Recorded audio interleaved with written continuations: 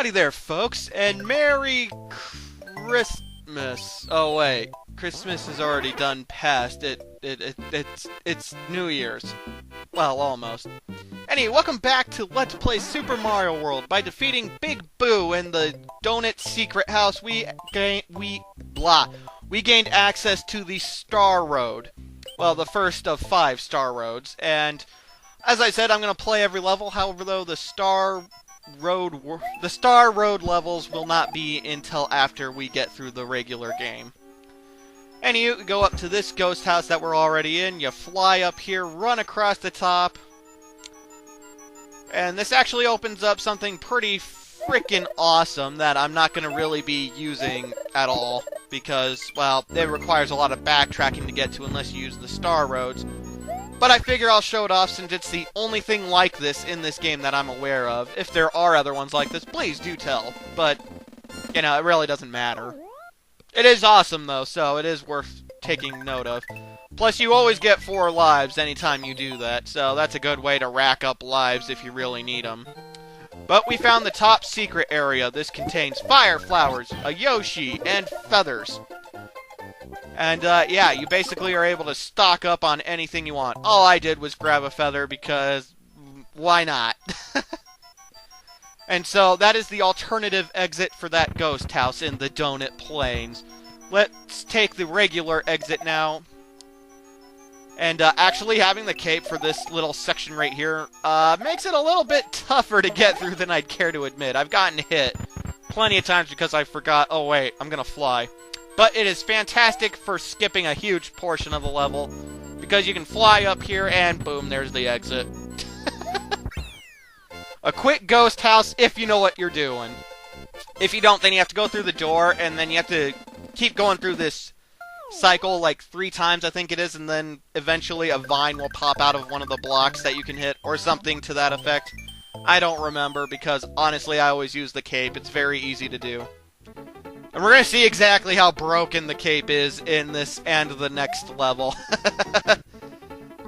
Look at this. You can just fly through the whole entire level. I mean the whole entire thing.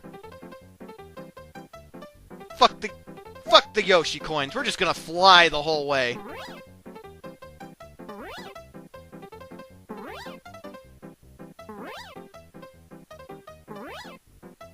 Even though I failed to get it going all the way to the end, I'm like 2 jumps away from the very end of the game. Or, not the end of the game. The end of the level. So, yeah. The cape can be very broken if you can keep the pattern going. Don't worry, I'm not going to be doing that. At least I don't believe I do that again outside of the upcoming level. And even then, I don't do it the whole way. I only do it enough to show something off.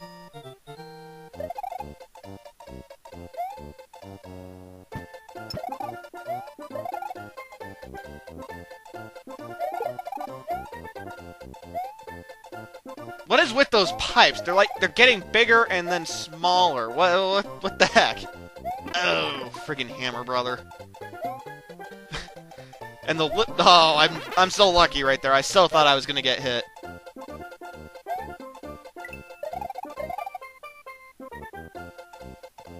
Anywho, you use the cape to fly, and then eventually, after the parachuting Goombas, you will find this platform with a little moon which contains 3 lives. We're going to be seeing that a few more. These are Goombas, right? They look kind of different. You know, they don't really look like mushrooms anymore. You know, they're kind of circular. And good lord, these Hammer Brothers, they're friggin' intimidating. Luckily, though, they're pretty easy to take out. Yeah! We get to go to the bonus stage again! Huzzah!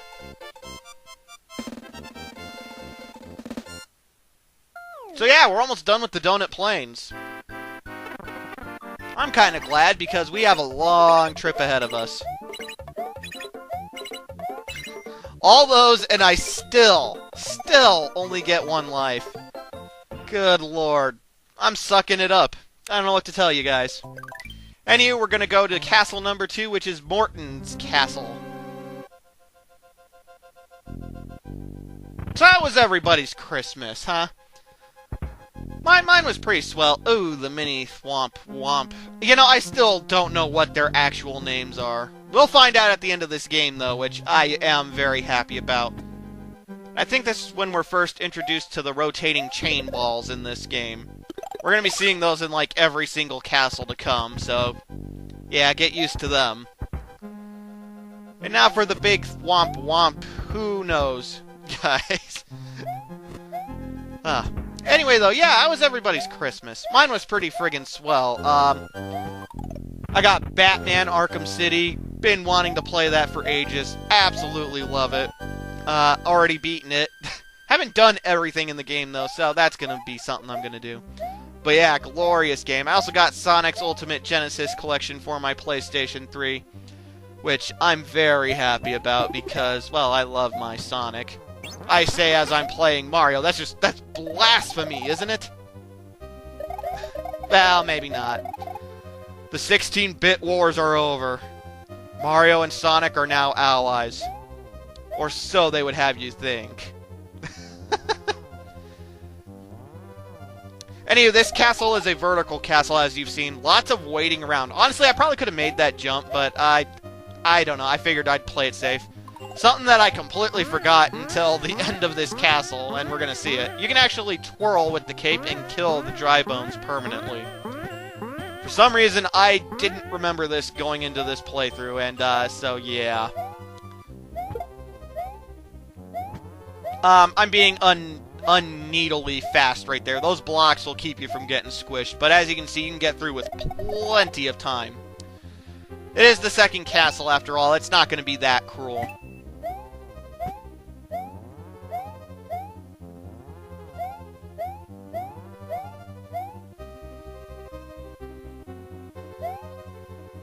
And yeah, pretty basic castle. Not a whole lot special going on in here, like there was in the first castle. The green blocks with the exclamation marks will always contain a feather. I think I mentioned this before. But anywho, we're now at Morton Koopa, whose coloring is completely off. Morton is supposed to look like one of the guys from the band Kiss, and this just looks like a green chubby Koopa. Oh, I missed my jump. Dang it. If you're standing on the ground when he hits it, then you will be stunned for a little bit, but you do have plenty of time as long as you're not super close to him to get away. And just like that, Morton Koopa is... well, he's not dead. We'll see him again, but he's been defeated.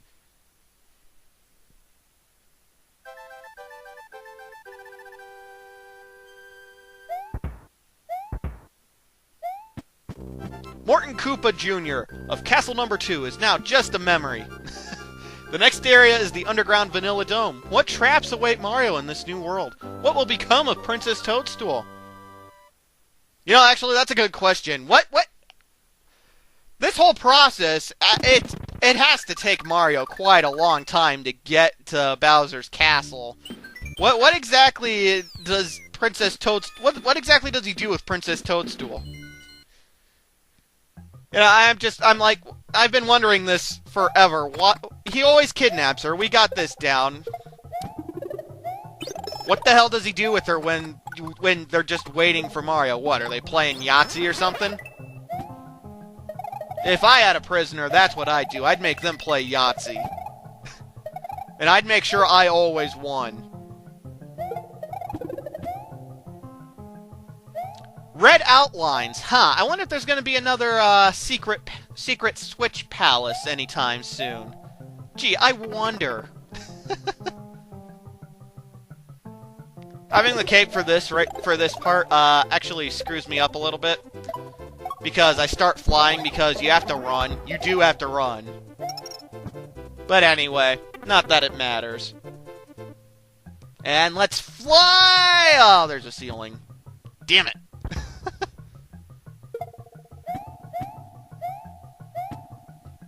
So, you guys may have seen already, but this is definitely a stage that has alternate pathways. The dot on the overworld was red. Sure, the dot was huge, and I'm not sure what the significance of that is. All I know for sure is that red dots mean there are multiple exits, and yellow dots mean there's only one. Aside from that, beats the hell out of me. But it was a red dot, is what I'm getting at. And so there are multiple exits in this stage. However, though, as you can probably guess, we cannot get to the... I just had to kill that sports guy with the shell. We cannot get to the alternate pathway yet. We'll be getting there soon enough. Until then, we're going to have to press on the normal way.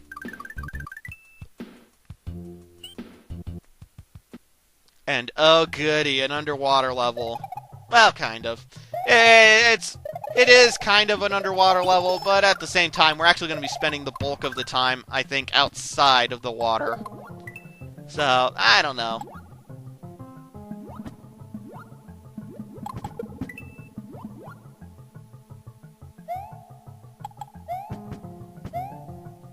Oh!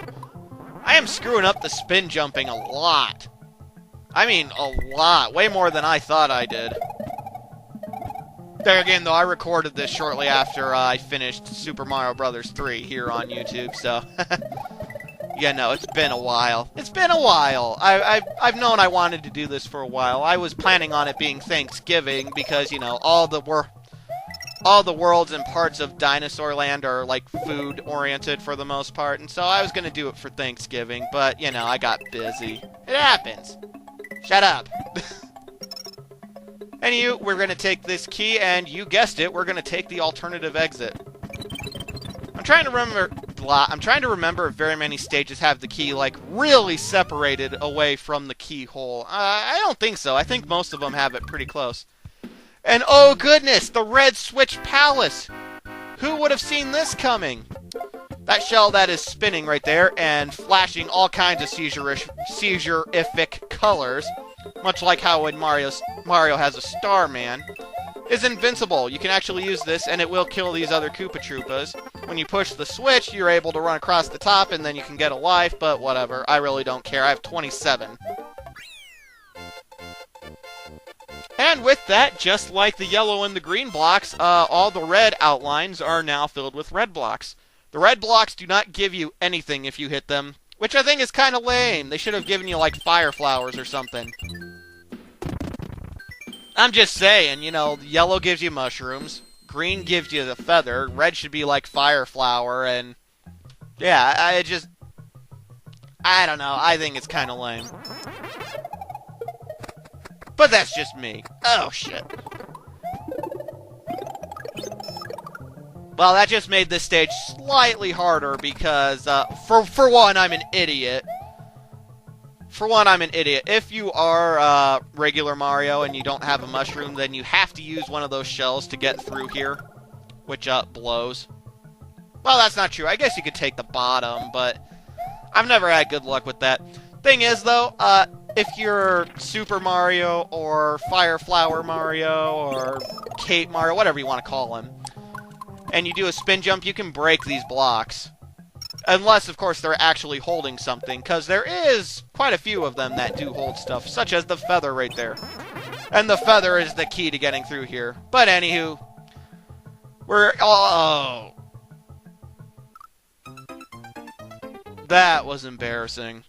That was just embarrassing. I know. I don't know what happened. It's like I jumped, and then I jumped short. I didn't realize it until it was too late, and I started gliding, and I kind of glue? I kind of glue? Is that... No, that's not it. I kind of glided into the wall and then underneath it, and yeah. So, yeah, that sucked. I know. I'm a terrible video game player. I'm a terrible gamer. You guys just shouldn't even be watching this. You can actually get up here with, if you have Yoshi, you can use him to jump extra high, hit that block, take the vine up, and open the key. I did not have Yoshi, even though I could have gotten him. So I didn't do that. Anywho, it's time for Vanilla Secret number 1. Again, it's a red dot, meaning there are alternative pathways. Once again, the cape is incredibly great. The cape is far and away the best power-up in this game. The fire flower is great for underwater and whatnot, but everything else, man, it's all the cape. The cape is just... The cape is what gets the job done, you know? That was weird. I do like the fact that if you twirl next to one of those repeated blocks, then a bunch of the coins... Oh, that was badass, too. I did not even mean to do that. That made me feel like such a badass. I'm like, oh, that was awesome. That was friggin' awesome, man. Glad that happened. Anywho, you can get up here, but you need to wait. It might have been a little hard to see, but there are blue outline boxes. Yes, there is indeed a blue switch. And the game kind of wants you to wait until you've gotten that, and then you're supposed to use that spring to bounce up there. But if you have the cape, you can just fly up to the pipe, and yeah. Basically, we took the alternative exit. And this alternative exit takes us to Star Road number 2. This is actually the most useful Star Road because you get the best Yoshi, but we'll go into that at the end of the game. Anywho, folks, Happy New Year, and stay tuned for Part 4. We'll finish up the Vanilla Domes, and I'll see you guys then.